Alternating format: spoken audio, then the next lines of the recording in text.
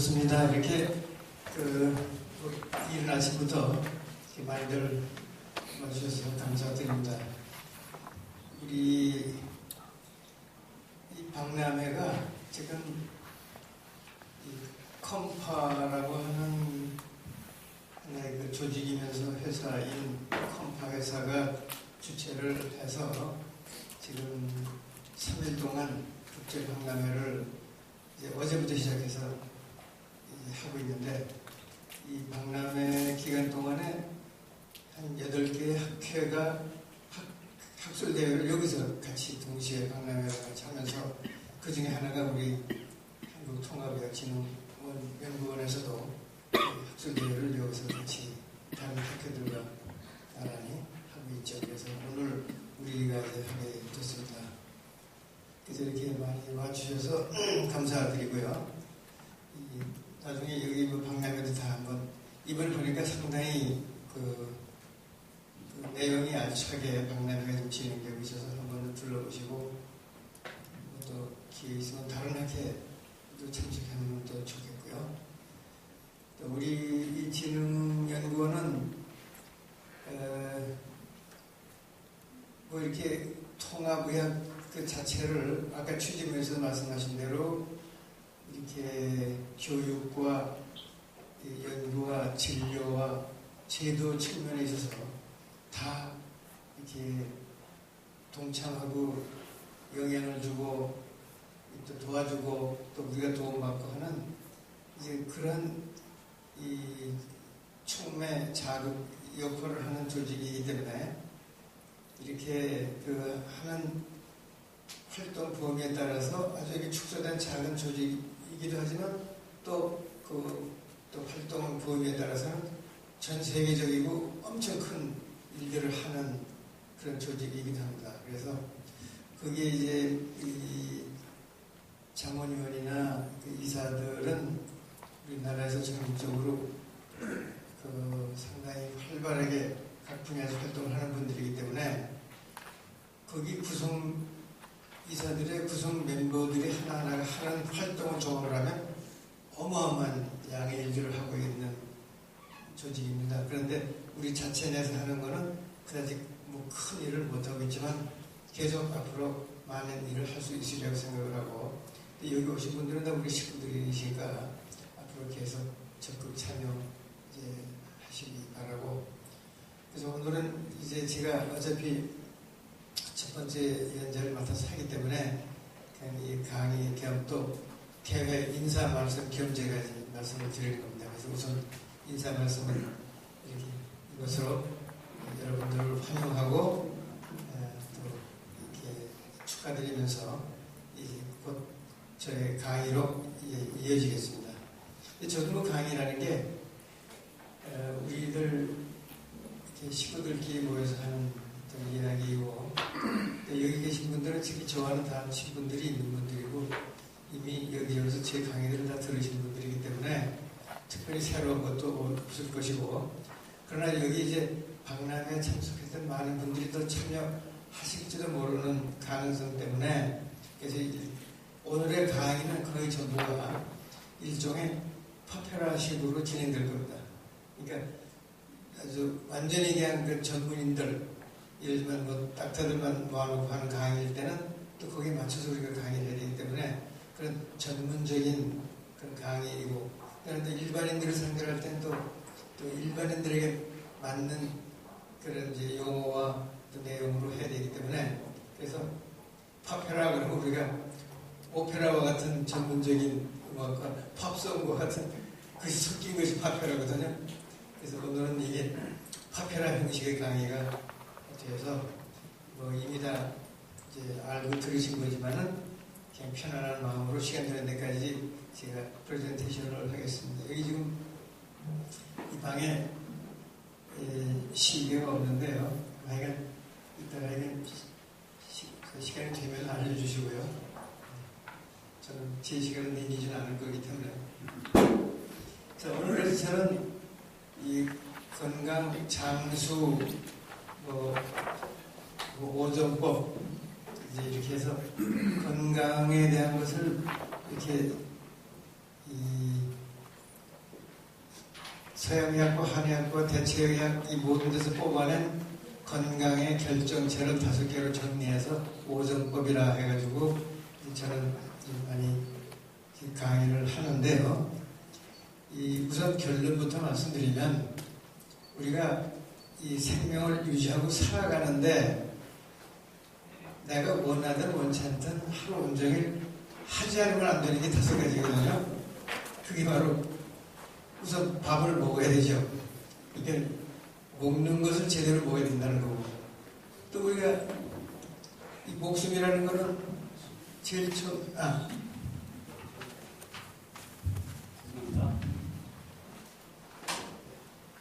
우선 처음에 태어나서 첫 번째 호흡을 쉬다가 마지막 호흡 마지막 쉬는 게 이제 이게 목숨인데 숨이 끊어지는 거니까 우리가 이 목숨이 붙어 있는 한 하는 것이 호흡이다 보니까 이 호흡도 제대로 해야 우리가 건강하기 때문에 이 호흡도 중요한 건강법 중에 하나고요. 또 이 동물은 움직이는 게 동물이다 보니까 우리 인간도 동물 중에 속하니까 움직이는 것도 제대로 움직여야지. 어차피 안 움직이고는 못 사는 거고 온종일 움직이는 건데 그 움직임, 자세 뭐 이런 것이 건강에 상당히 중요하니까 또 제대로 움직여야 된다 하는 거고, 또 하나 우리가 매일 하지 않으면 안 되고 또 안 하면 생명을 유지 못하는 게 잠자는 거거든.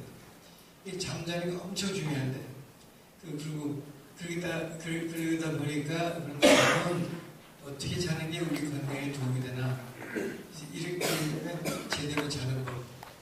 또 하나 이 사람이기 때문에 이 만물의 영장인 사람이기 때문에 또 특별한 게 생각을 하고 마음을 쓰는 게 다른 동물들하고 다르기 때문에 마음을 제대로 쓰기, 이거를 우리가 살면서 온종일 하지 않으면 안 되고 그 자체가 생명활동이거든요. 5가지. 그러니까 먹고 자고 숨쉬고 움직이고 생각하고, 이거는 어차피 온종일 우리가 그렇게 하는 것이 생활이고 생명활동이 생활이니까, 그러니까 이것을 제대로 하느냐 안 하느냐 하는 것이 우리의 기본 건강을 유지할 수 있게 하느냐 안 하느냐고요.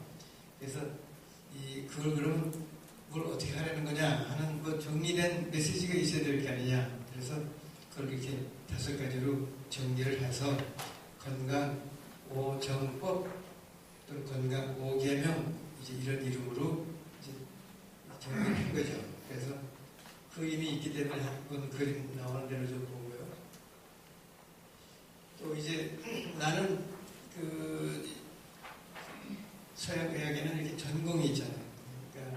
그러니까 여러 가지를 많이 했어요. 저도 여러 전공 그러면 몇 가지를 내가 내세울 수 있는 전공이 있지만, 그러나 이제 재활의학이 내가 하는 메인 스페셜티로, 그래서 뭐 재활병원의 원장도 하고 재활의학 과장도 하고 재활의학 학회장도 하고 이렇게 재활에서 많이 활동을 하는데, 이 재활이라는 게 다시 활성화시키는 거잖아요.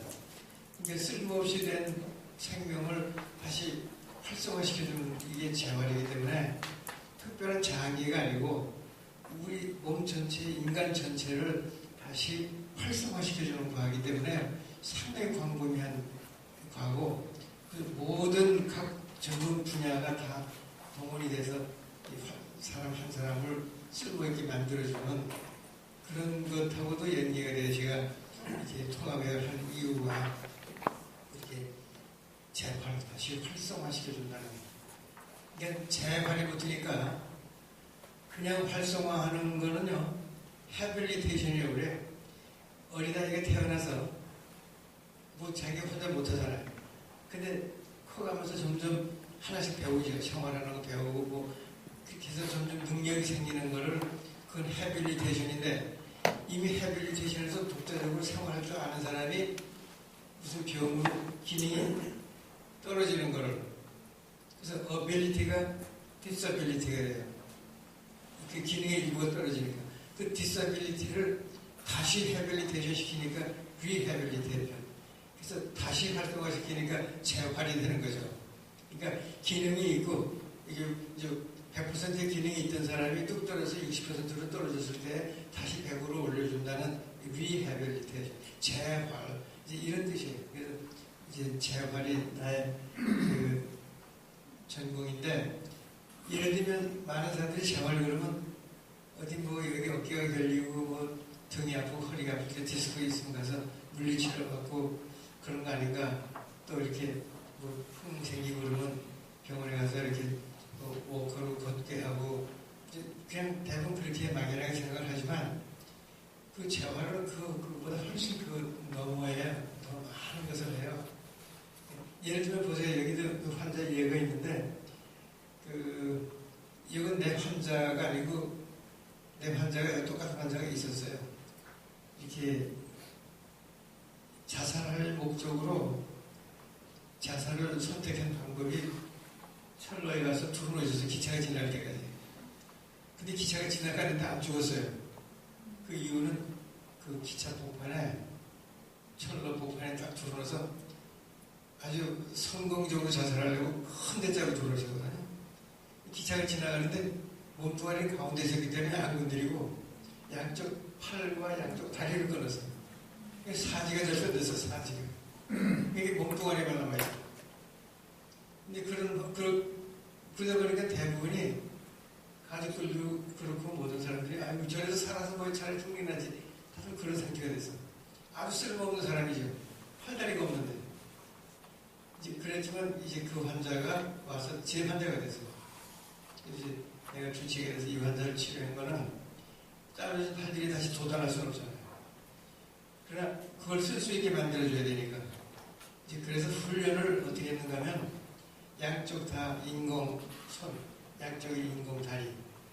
지금은 이 발달돼서 이 기계, 이 공학이나 모든 것이 발달이 되고 특히 로봇 그 공학까지 재활에 전복이 되면서 지금은 그게 대단해요. 손도 이렇게 인공손으로 만들면 다 끼고 있으면 자기 손인지 인공손인지 모르게 아주 자연스러워요. 색깔도 손톱도 여기 손가락에 난 손톱까지 만들어서 파란 정맥까지 이렇게 나와가지고 아주 천연덕스럽게 본인의 손처럼. 근데 그걸 또 이제 그 사람 피부하고 매치해요. 이제 미국 흑인 환자에게 하얀 손 붙여놓은 거 우습잖아요. 그것도 거기 색깔을 맞춰서 이렇게 해요. 동양 사람은 거기 맞춰서 이렇게 해주고 하는데, 그 인공손에는 감각이 없잖아요. 감각이. 그게 보면서 해야 되기 때문에, 보면서 움직이기 때문에요. 이 손으로 하니까 많이 가려, 이렇게 가려서. 그래서 아주 섬세한 동작을 잘 못해요. 보기는 참 좋은데. 그래서 사실은 이 갈구리로 하면은 다 보이기 때문에 훈련을 시키면 갈구리로 더 많은 걸 해요, 손보다. 손은 모양일 때 손으로 하고 기능일 땐 갈구리로. 이 갈구리를 훈련시켜주면요, 못하는 게 없어요. 이렇게 글씨도 쓰고 타구도 하고, 타구 같은 건 더 잘 쳐요. 왜 그런지 아세요? 이 빠따를 끼고 우리 보통 사람은 안 들어가는 각도까지로 탁 돌려서 치면은 훨씬 잘 쳐요. 이렇게. 그래서 타구도 잘하는 사람이 있고요. 그 인공 손으로. 그래서 손을 그거 가지고 뭐 자유자재로 하다 보니까, 그 다음에 그걸로 발을 심지어 이제 심는 거예요. 왜냐면 이것도 너무나 기능적으로 자연스러워요. 옛날에는 이 무릎 관절 같은 거는 고무줄을 이렇게 하니까 걸어가다 보면 이렇게 딱딱 이러고 다녔잖아요. 지금은 이 무릎 관절을 문에 왜 그 하이드롤릭 시스템으로 천천히 닫히게 하는 거잖아요. 저항이. 그거를 알맞게 조절을 해주면요, 이렇게 걸어갈 때 그 관절의 움직임이 얼마나 그레이스풀, 우아한지 몰라요. 그 걸어가는 모습은 보통 사람보다 더 멋있어요. 아주 우아하게 걸어가거든요. 그래서 그렇게 해놓고 발목도, 이 발목이 이게 참 특별한 기능을 하잖아요. 발목. 그래도 센치풋 이런 거는 이 특별히 사람 발목과 비슷하게 좌우도 약간 움직이고 아래로 이렇게 하는 그런 만들어지면은 그 탄력도 있고, 그래서 발도 자연스럽게 만들어주지만 걸어다니고 뛰고 디스코 추고 댄스하고 쫙잉도 하고 이제 그렇게 만들어서 이제 내 환자는 퇴원할 때 이 마지막에 하나 걸려든 거는 다 잘하는데 하나 이 잘 못하는 게 밑닦는 게 잘 안 되더라고. 보니까 길이가 조금 짧았어. 그래서 밑닦는 거 훈련시키기 위해서 손의 길을 조금 더 길게 해서 그다음에 밑닦는 거 훈련시켰더니 그것도 잘해. 그래서 그것까지 해서 그다음에 퇴원을 시켰더니 퇴원할 때 신사복 입고 넥타이 메고 쫙 걸어나가는 뒷모습은 전혀 장애인 같지가 않았어요. 사지가 없는데. 그래서 이렇게 쭉 걸어서 퇴원해 나갔는데 지금 현재 어느 회사에 취직하고 다른 사람의 도움 필요 없이 혼자서 독립적으로 잘 살아요. 그러니까 쓸모없이 된 사람을 쓸모 있게 만들어서 독립적으로 사회 활동에 참여하고 생산적으로 살 수 있잖아요. 이게 재활이에요, 사실은. 또 그리고 지금도 이런 거 많이 생각하죠. 하반신 불수가 되면 교통사고로.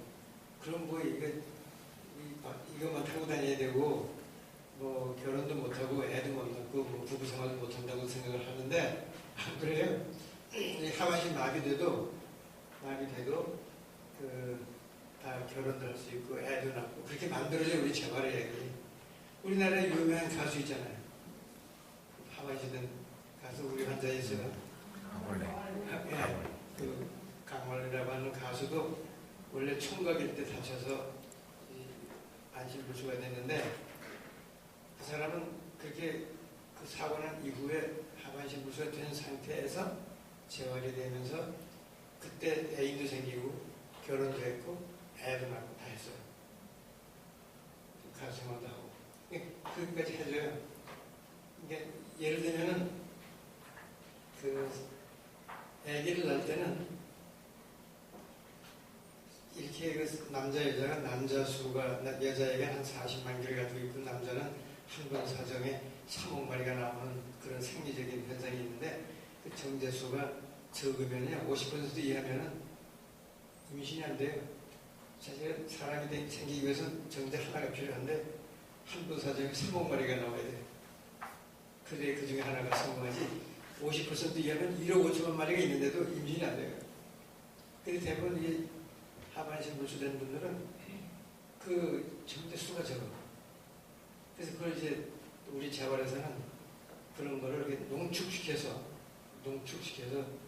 그거를 또 인공으로 이렇게 해서 애기 낳게 해주고 하기도 하고 이런 걸 다 우리 재활에서 해요. 어쨌든 그런 재활이라는 게 이렇게 그 사람의 직업이 뭐냐 이거에 따라서 평평한 데를 걸어다니냐 산을 걸어다니냐 농사를 짓냐에 따라서 인공다리를 다른 걸 처방해주고요. 집에 가서 휠체어를 사더라도 휠체어 타고 집에 가가지고 이걸 가지고 뭐 화장실에 들어갈 수 있나 없나 화장실의 문 사이즈 화장실에 들어가서 휠체어를 돌릴 수 있나 옮겨 앉을 수 있나 이걸 다 알아야 되고 그걸 훈련시켜야 되고요. 그래서 방 안에서 휠체어를 도는 그 반경이 휠체어에 따라서 달라요. 방이 좁으면 작은 원으로 획 돌 수 있게 만드는 걸 처방해야 되고 넓으면 넓게 도는 휠체어를 해줘야 되고 이런 것들이 다 딱사지 처방하는 거죠. 그래서 하여간 재활이라는 건 어떤 의미에서는 모든 치료가 재활이죠. 약으로 재활하든 물리적으로 재활을 하든 사실 치료라는 건 다시 활성화시켜준다는 그런 의미에서죠. 자 어쨌든 그런데 이렇게 우선 우리가 보는 미스터리 중에 여러 가지가 있지만 생명이라는 걸 우리가 다루다 보면 이제 우리가 통합의학진흥원이고 진흥연구원이고 통합의학을 하다 보니까 통합이잖아요. 우리가 이게 육체적인 거, 정신적인 거, 정서적인 거, 사회적인 거, 영적인 거 이것까지 다 다뤄줘야 되고 이제 그러다 보니까 이 총체적인 거, 우주적인 것까지 생각을 해야 되고 막 이래야 되잖아요. 그러면 생명에 대한 그 여러 가지 미스터리한 게 있어요. 우리는 막연하게 지나가지만 여기서 하나 볼래요? 만나서 여자분이 그 필라델피아, 내가 오래 살고 있던 필라델피아에서 있었던 일이고, 내가 직접 만난 환자는 아니에요. 이 토레스틴, 미세스 토레스틴이라고 하는 분이 이렇게 뇌를 다쳐서 식물인간이 됐는데, 그 식물인간이 돼서 이제 이 사람이 센세이션하게 된 이유는 저 여자에게서 몇 가지 기적 같은 일이 생겼어요.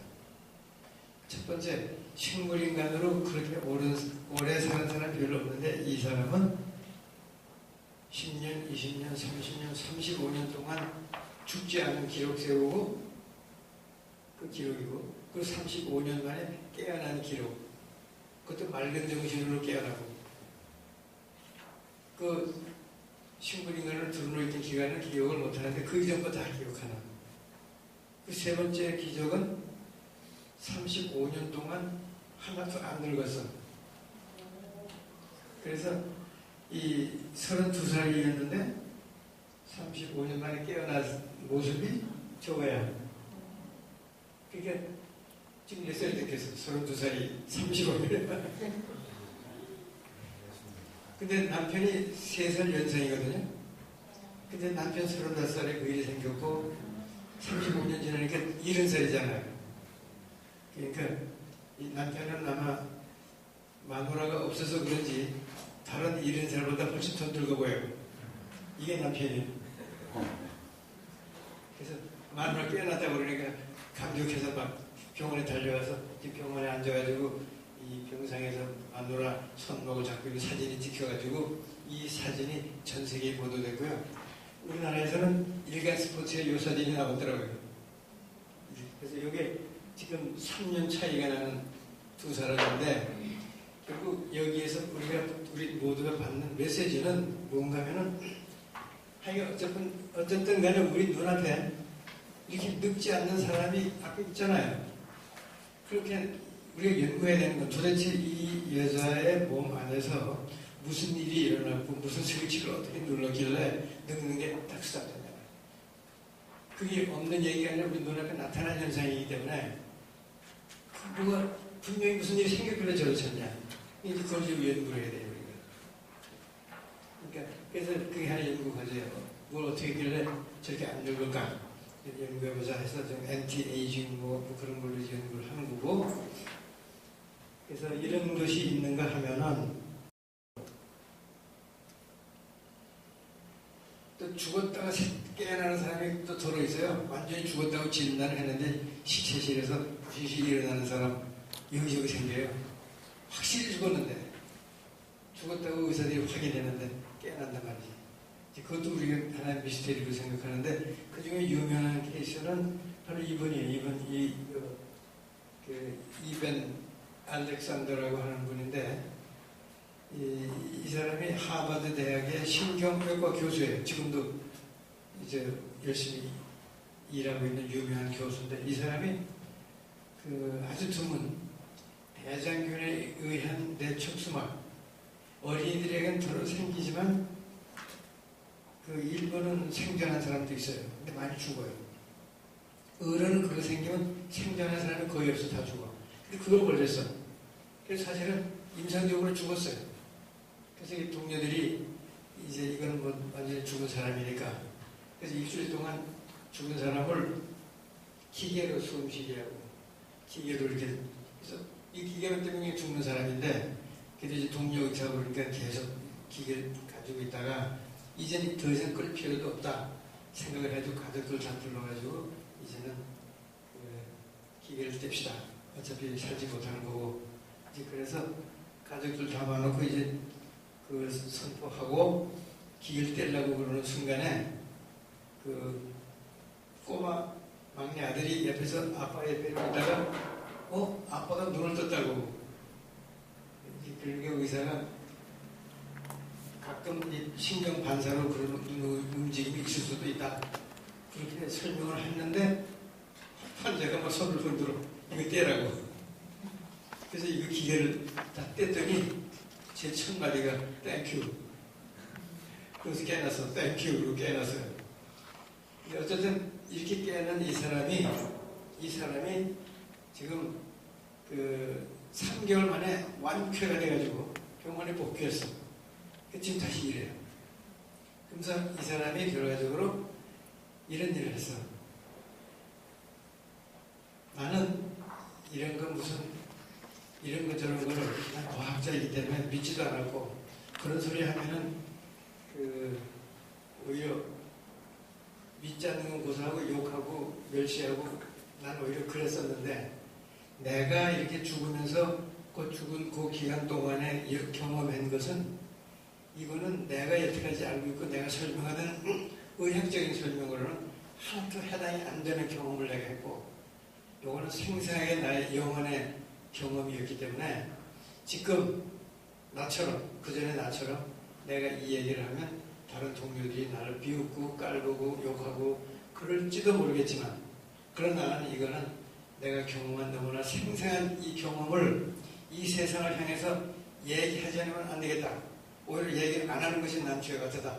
그래서 내가 이 얘기를 하노라. 이 얘기를 내가 내 경험을 책으로 쓰노라 하면서 쓴 책이 Proof of Heaven.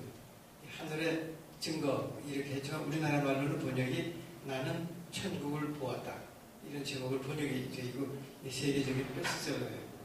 그래서 그 의학적으로 그런 건 뭐 기억의 흔적이 남아서 그래서 이렇게 나오는 거지 뭐가 뭐 꿈과 같은 뭐 이런 거지 하면서 의학적으로 설명을 하는 게 한 7가지가 되는데 이 사람은 그걸 하나하나 조목조목 반복을 해요. 이건 그게 아니었고 뇌에 무슨 흔적이 아니었고 무슨 기억이 뭐가 아니고 그 다 아니라는 걸 설명하면서 이건 분명한 자기 자신의 영혼의 체험이었다 하는 것을 쫙 한 아주 재미있는 그런 책이에요. 그래서 이렇게 죽었다 태어난 사람, 다시 깨어나는 사람들이 여기저기 있는 것을 우리가 알고 그런 임사 체험한 사람들의 공통된 증언을 많이 듣고 있어요. 이것도 우리가 생명과학자들이 연구하고 있는 나도 그 중에 하나고 하는 제목 중에 하나예요.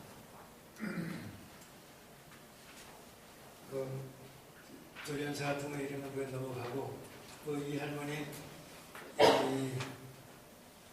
17살 할머니지만 지난주 신문에는 여기 전북대학에서 113살 된 할아버지가 탈장 수술을 했더라고요. 그 신문에 났어. 113살. 그러니까 지금 100살 넘은 분은 지금 해마다 부쩍부쩍 노래 우리나라도 100세 이상 그 노인들이 지금 우리나라도 점점 인구가 많이 늘어나고요. 그러니까 이제 뭐 100살 그러면 늙은이도 아니야. 너무 많이 100세 이상이 많이 생기기 때문에 뭐 이분은 지금 90세인데 왕왕 택시 몰고 다니는 택시기사고 이 사람은 84살인데 결혼을 24살 신부하고 결혼했어. 그 차이가 나이 차이가 60세에 신부하고 이 사람은 유명한 사람이에요. 휴 헤프너라고 왜 이제 잡지 중에 플레이보이 잡지라는 게 있잖아요. 그 플레이보이 잡지를 몇십 년 전에 만드는 사장이에요. 자기 실천해 보여. 플레이보이. 지금 60세 연하의 여인하고 다시 결혼했어요. 그래서 지금은 이 수명이 많은 연구 중에 이런 게 있어요. 이렇게 우리가 핵이 있고 거기 염색체가 있고 유전자가 있고 그러잖아요. 그러면 그런 그 명령에 의해서 우리가 이렇게 만들어지고 그런 사람과 그런 모양과 그런 머리카락과 이렇게 생기는 게 그 코딩에 의해서 만들어지는 건데 그 메시지가 그 자꾸 복제돼서 1세, 2세, 3세 하면서 거의 우리 평생 동안 세포가 몇백 회 이상 이렇게 세대가 바뀌면서 우리가 몸을 유지하고 있는데 그 하나하나 바뀔 때마다 여기 이 DNA 끝에 이런 염주알이 있는데 그 염주알 하나씩 떨어져 나가요. 한 번 복제될 때마다. 근데 그 복제가 그 염주가 다 떨어지면 그 이상 복제가 안 되니까 그러면 그 장기나 그 세포는 그 이상 복제가 안 되지. 그게 녹아이면서 죽어가는 과정이거든요. 그래서 그 염주알을 좀 덜 빨리 떨어지게 하거나 더 생기게 못하나 이것도 연구 중에 하나예요. 근데 이제 이런 그 DNA조차도요. DNA조차도 우리가 뭐를 먹느냐에 따라서 오히려 DNA를 바꿀 수가 있다는 거, 변형을 바꿀 수가 있다는 거. 무엇을 먹느냐. 심지어 우리의 생각, 마음의 상태 자체가 저것을 변형시킬 수 있다는 얘기죠. 그전에 그게 절대 변하지 않는다. 유전자라는 게 한번 생기면 그 태어난 거고 그대로 변하지 않는다고 생각했지만 지금 그게 아니라 그 자체가 또 변화가 될 수가 있고요. 그게 심지어 마음이 그걸 바꿀 수도 있다는 그런 얘기가 되기 때문에 우리가 이렇게 이런 통합의학을 연구하는 사람들의 일부는 이 마인드의 훈련으로 심지어 유전자까지도 바꿔가면서 스스로의 건강을 챙기는 그런 방향이 생기는 거죠. 그래서 우리에게 주어진 거는 나는 지금 100세 장수 뭐 이런 얘기를 했지만 사실은 이 자연 수명은 우리에게 주어진 수명은 120세예요. 120세가 주어진 수명이기 때문에 여러 가지 근거가 있어요. 120년이라고 해야 될 근거가 많이 있기 때문에 그래서 그 자연 수명은 정설이 120년이다. 그래서 또 하나는 이 심장이요. 쿵닥쿵닥 뛰면서 모든 동물이 10억 번 뛰면 죽어요. 그래서 빨리 뛰는 동물은 빨리 죽고 천천히 뛰는 동물은 천천히 죽어요. 그래서 예를 들면 세상에서 제일 조그만 쥐가 여기 뜨기만 한 쥐가 있어요. 그리고 이상한 이름이지만 우리나라 말로는 뼈족 쥐라고 되어 있는 조그만 쥐가 있는데 그거는 심장이 쥐는 조그만 게 심장도 조그매요. 그 심장 뛰는 게 벌떡 뛰는 정도가 아니라 부르르르 떠는 것처럼 빨리 뛰어요. 뛰기 때문에 엄청 빨리 뛰는데 그거는 금방 죽어요. 10억 번은 금방 뛰어. 근데 코끼리 같은 건 천천히 뛰거든요. 좀 오래 살아요. 그래서 그렇게 대부분 큰 사이즈는 천천히 뛰고 오래 살고 작은 건 빨리 뛰고 빨리 죽는데 대부분 그 사이즈에 비례해요. 근데 사람은 예외예요. 사람들도 그 사이즈에 비례하면 사람은 아마 한 25년, 30년까지 살아야지 될지 몰라요. 그 사이즈로 보면. 근데 이게 100년, 120년까지 늘어나고 있는데 심장 뛰는 거는 사람은 예외적으로, 동물 중에서 예외적으로 이 25억 번을 뛰고 죽어요, 사람은. 다른 건 10억 번인데 25억 번. 특별한 예외적인 동물이죠. 자, 그래서 일단은 이렇게 자연 수명에 대한 연구는 120년으로. 그래서 그 120년을 건강하게 유지하기 위해서는 우리가 이 자동차도 만드는 게요. 영원히 그 자동차가 굴러가도록 만들지 않거든요. 그 가만히 놔둬도 다 망가져요. 안 굴려도. 오히려 안 굴리고 놔두면 더 빨리 망가지죠. 그래서 그게 이렇게 만들 때 프로그램이 돼 있어요. 이게 무슨 차 그러면 이거 얼마까지 가도록. 그래서 그 제일 건강하게 그 잘 유지하려면 잘 굴려야지 그렇게 오래 가지. 그냥 내버려둬도 빨리 망가지고 또 막 굴려도 또 빨리 망가지고. 그러니까 가장 알맞게 굴려야지 이제 그 만들어 원래 수명대로 유지되는 것처럼 우리도 마찬가지로 우리 몸을 알맞게 굴려야 120년으로 갈 수 있는데. 그걸 하려면 이렇게 이미 내가 결론을 말씀드렸잖아요. 이렇게 5가지를 제대로 해야 된다. 그래서 지금 그림 나오는 대로 그냥 다시 한번 정리를 해볼게요. 5가지. 제대로 먹는 거, 정식. 그 중에 가기 전에 미리 여기 하나 더 있어요. 미병이라는 거. 건강과 병 사이에 끼어있는 완전한 건강도 아닌데 병도 아닌 불건강이면서 미병. 모든 사람이 거기 속해요. 자기가 완전한 건강이 아니야. 어딘가 뭐가 좀 부족해요. 그렇다고 또 병원에 있어 치료받아야 될 환자도 아니거든. 그러니까 다 미병의 사람들이에요. 미병. 그걸 잘 다스려야 병으로 가는 걸 막고 웰비잉을 만들어가는. 그래서 미병을 잘 다스리는 게 지혜고, 오히려 이 통합의학에 관심이 있어 달려드는 사람들은 미병의 전문가가 되겠다고 해서 그래요. 의사들은 병의 전문가고. 그러니까 이제 이 통합의학의 진가는 바로 미병을 다스리는 데 있죠. 그래서 미병의 개념이 굉장히 중요해요. 그래서 이제 이 5가지를 제대로 해야 그 미병을 다스리면서 병으로 안 가고 웰병을 만들어 갈 수 있는데, 제대로 먹기.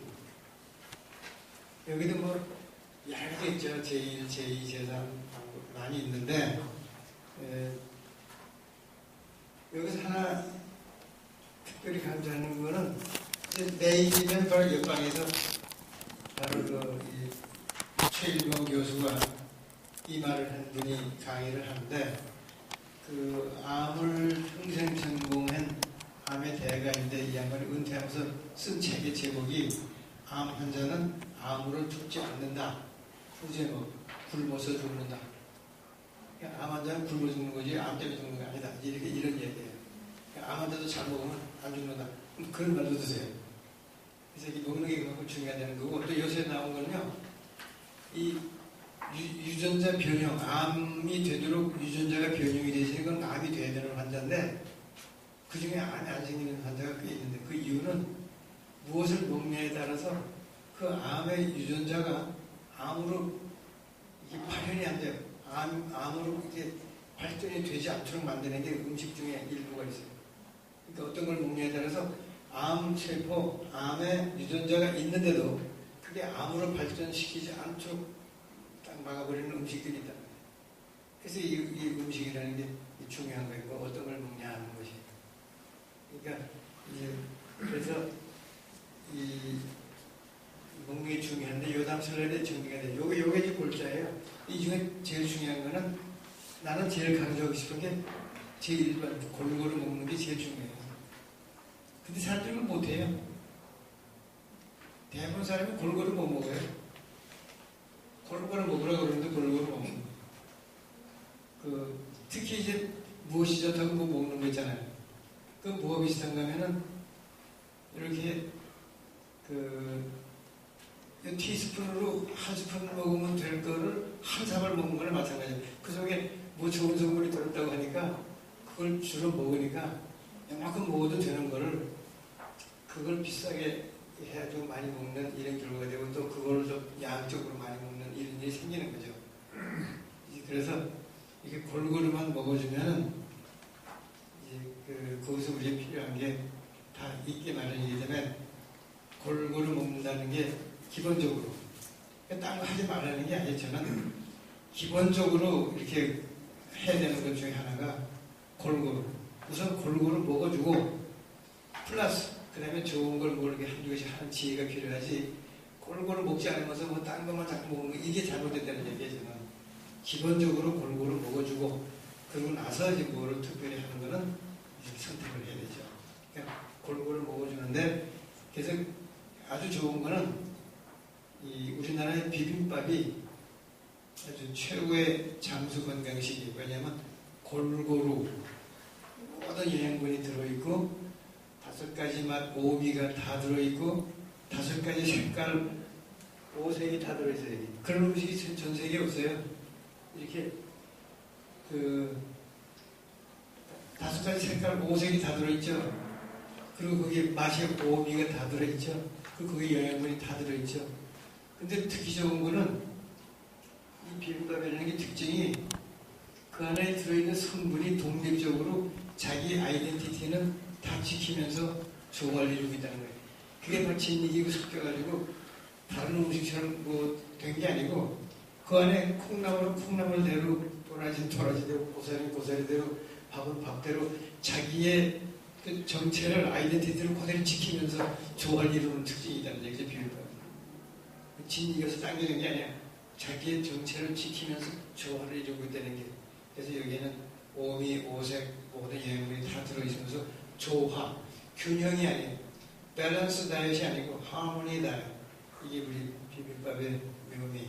그래서 건강이고, 그 안에는 이 생명력이 있는 음식이에요. 생명력이 있는 음식. 영양분이 골고루 있고 영양분이 밸런스가 맞은 게 아니에요. 생명력이 있는 음식이기 때문에 그게 조화를 이루고 있으니까. 그래서 비빔밥이 최고의 건강 창조식이에요. 그래서 먹는 거는 또 하나하나 자세히 하면 또 시간도 많이 걸리고 뭐 다 상식적이니까 딴 것들은 뭐 그 정도로 하고요. 그 다음에 운동법도 여러 가지 운동법이 있는데 그 중에서 이미 여기 계신 분들은 상당히 여러분이 아마 내가 강의한 그 건강법을 하시는 분들이 있는 걸로 알고 있는데 꼭 하십시오 하는 운동은 우리가 그런 대로 움직이기 때문에 뭐 우리 몸의 혈액순환을 위해서 적당히 움직이는만 하면 돼요.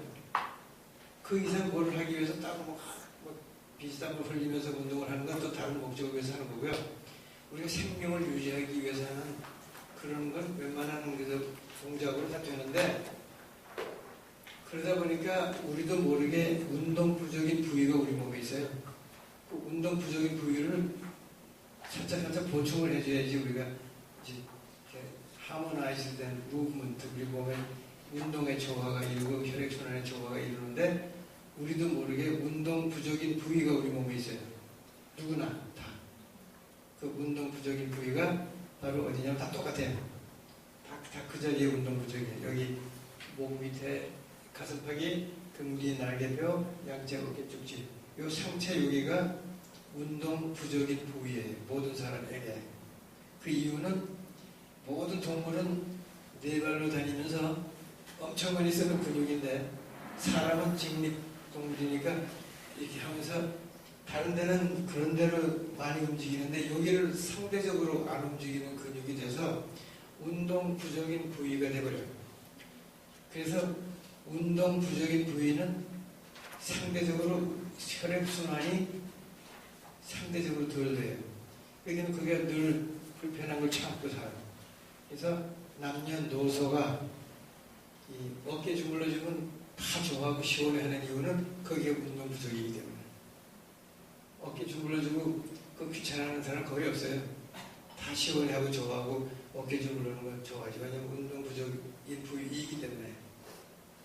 그래서 이 암에 대한 것도 많이 연구를 하다 보면요, 이런 공통점을 우리가 찾아내요.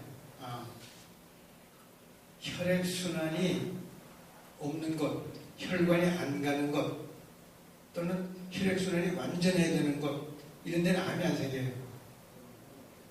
암이 안 생기는 부위. 무슨 그걸 도대체 암이 왜 안 생기니까 딴 데다 생기는데, 이제 그걸 연구를 해야지 암 생기는 원인도 알 수 있잖아요.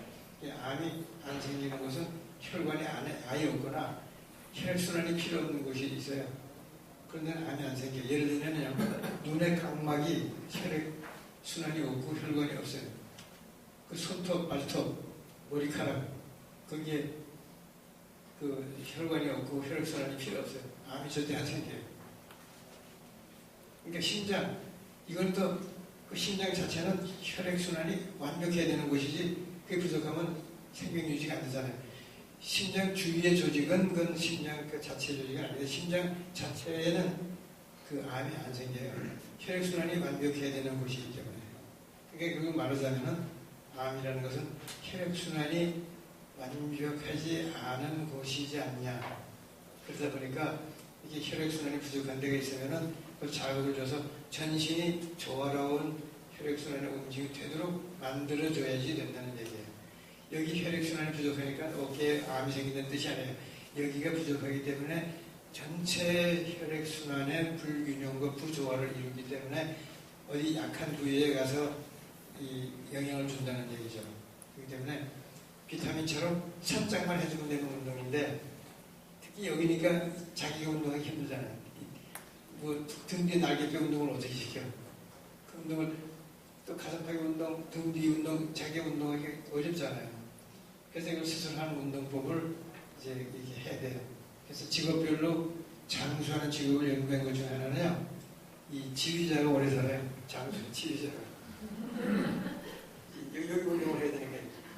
그래서 여기 운동하는데 이 지휘자가 장수하고 운동법이 좋다고 우리가 밤낮 이러고 다닐 수 없으니까 이 운동법은 아직 그거 안 배우신 분은 제가 보여드릴게요. 이렇게 하세요.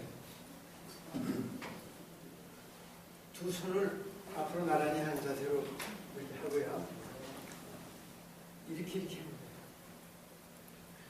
그러니까 뒤로 느껴지죠? 이렇게 합니다. 근육.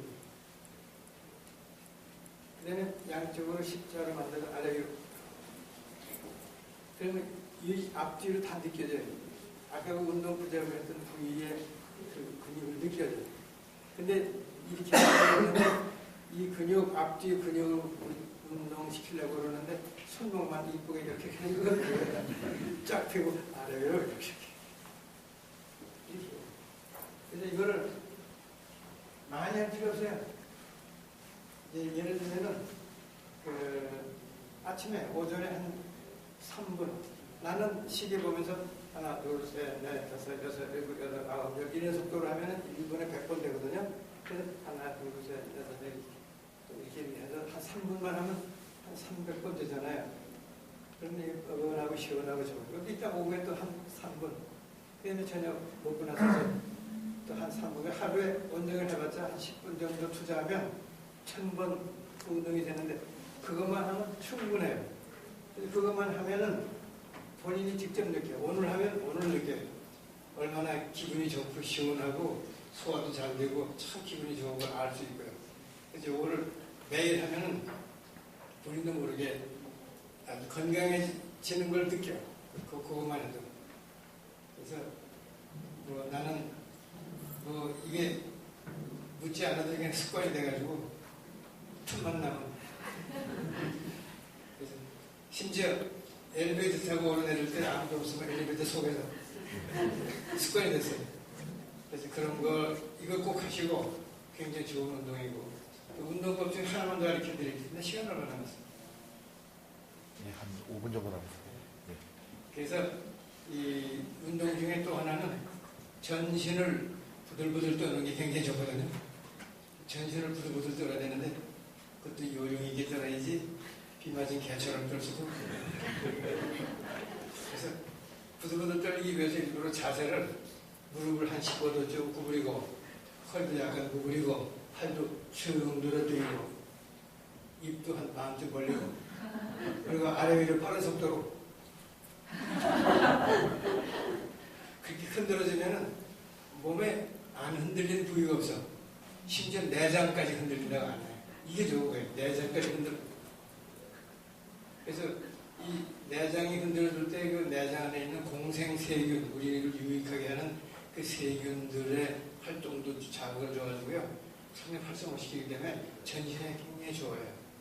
그러니까 이것도 많이 할 필요도 시간 날 때 잠깐 1, 2분씩 이렇게 몇 번 하면 되는데 이건 조금 남보기 그러잖아요. 그러니까 이건 혼자 계실 때만 하고 이건 마음대로 좀 해도 되고요. 그래서 이 두 가지 운동은 꼭 하세요. 굉장히 좋은, 진짜로 좋은 운동이니까. 다른 운동은 뭐 또 그리고 하나만 더 한다 그러면 또 아주 완벽하게 좋은, 요거는 기본으로 하고 하루에 한 30분 정도를 이렇게 어떤 운동이라도 좋지만 땀이 뚝뚝 흐르는 게 아니라 땀이 촉촉하게 날 정도의 그런 운동을 하면 좋은데 가장 좋은 건 5분 알았어요. 좋은 건 바로 뭐냐면 빠른 걸음으로 걷는 거. 그러니까 어떤 정도로 빠른 걸음으로 걷냐? 개한테 쫓기는 양반처럼 걸어. 양반 체면에 필수 놓고 개는 쫓아오고 걸어마다 살려라고 이런 식으로 걸으면 30분 되면 땀이 촉촉하게 젖고 알맞는데 그 속도가 좋은 이유는 이제 과격한 운동을 하면 우리 몸에서 활성산소가 생겨요. 오히려 운동하면서. 그러니까 활성산소가 또 우리를 이렇게 하니까 근데 그런 속도로 걸을 때는 그런 활성산소가 많이 안 생기면서 에너지 소모가 알맞게 소모가 되면서 심폐활동이 활성화되고 아주 이상적인 운동이기 때문에 그거까지 한다고 그러면 아주 참 좋은 운동이에요. 이게 팔 운동, 날개짓 운동에다가 벌벌 떠는 운동에다가 35도 이건 완벽한 그거는 꼭 하시고 이제 시간이 다 됐죠?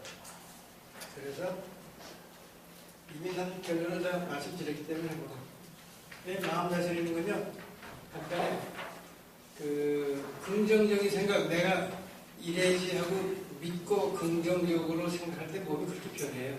가짜 약을 가지고 이거 먹으면 날 거다 할 때 낫잖아요. 그게 긍정적인 마인드가 굉장히 중요하고요. 그래서 그게 하나. 스트레스도 이건 보약이다 이렇게 생각할 때 보약이 돼요. 스트레스, 아니면 스트레스 없어요. 그게 아니고 스트레스를 있어야지 우리는 건강하기 때문에 스트레스는 보약이다 하는 생각 자체가 보약이고 스트레스를 즐기세요. 그게 하나. 그 다음에 이 마음이 비어야 건강이 채워져요. 이게 이제 지나친 욕심 이런 것은 자율신경을 자극해가지고 몸에 이렇게 그게 이제 부정적인 영향을 끼치기 때문에 그 지나친 욕심, 필요 없는 욕심 같은 걸 비워야 건강이 채워진다. 이게 중요해요. 그래서 스트레스 보약이다 하는 긍정적인 생각과 이 마음을 비우는 이런 것만 훈련이 되면은 저절로 이렇게 긍정적인 방향으로 몸이 변해가니까. 그래서 여기 마음에 대한 것들 할 얘기는 엄청 많은데 시간이 없어서 그 정도로 해결 두 가지 중요한 거예요. 이렇게 긍정적인 생각과 비우는 마음, 이게 건강을 채워주는 마음의 자세예요. 뭐 어려우면서도 또 가장 쉬운 방법이고요. 그 다음에 뭐 이거 아시죠? 아까는 이미 얘기했기 때문에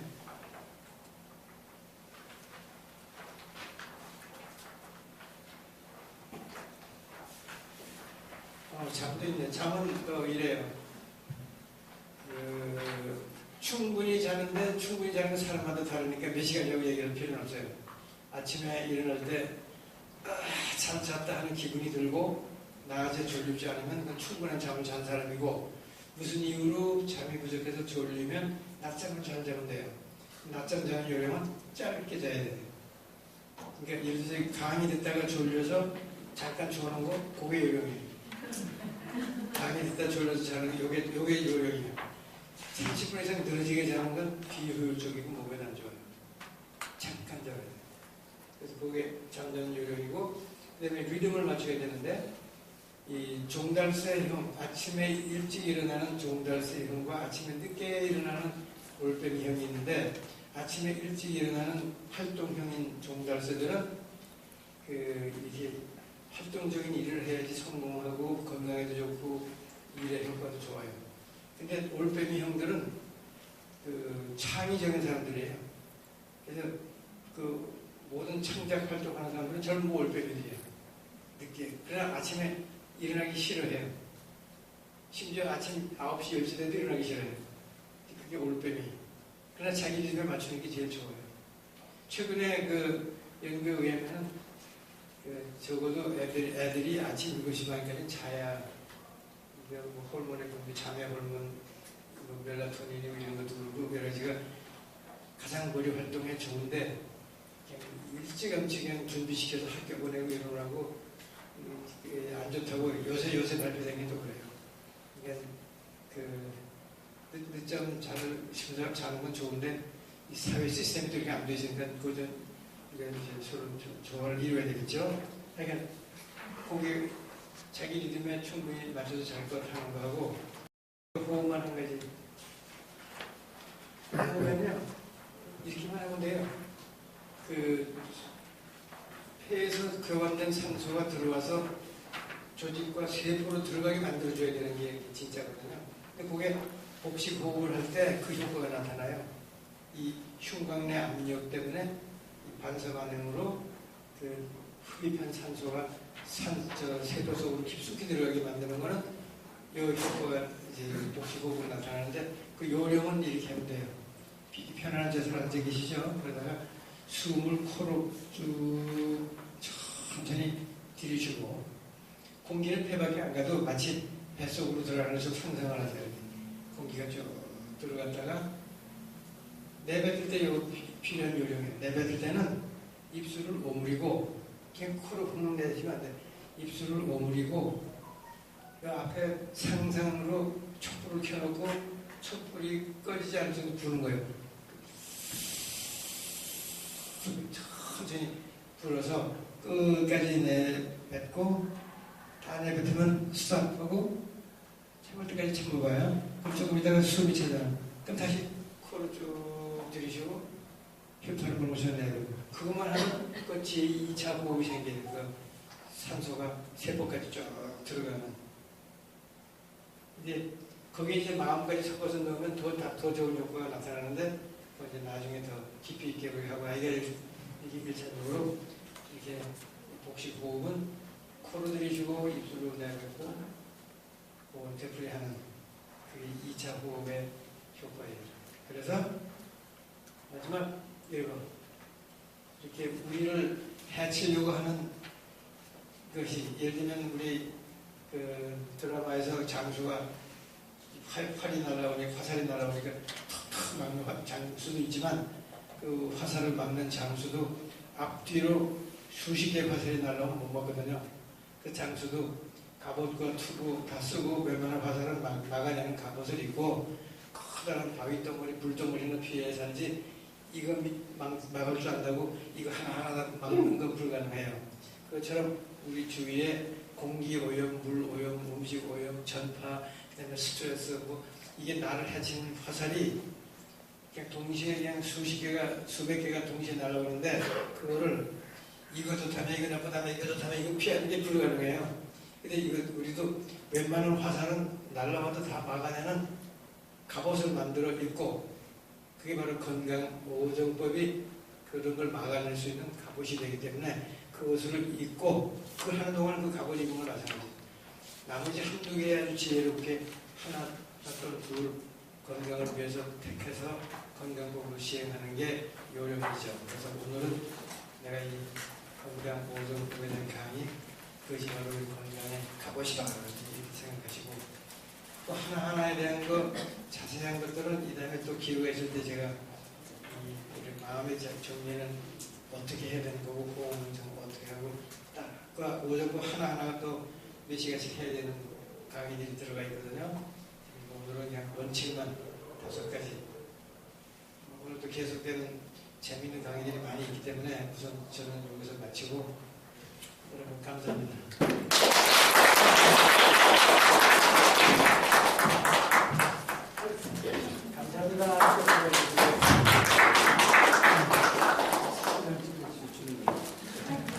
지금 명성에 걸맞게 하실 말씀이 너무 많습니다. 또 다음에 좋은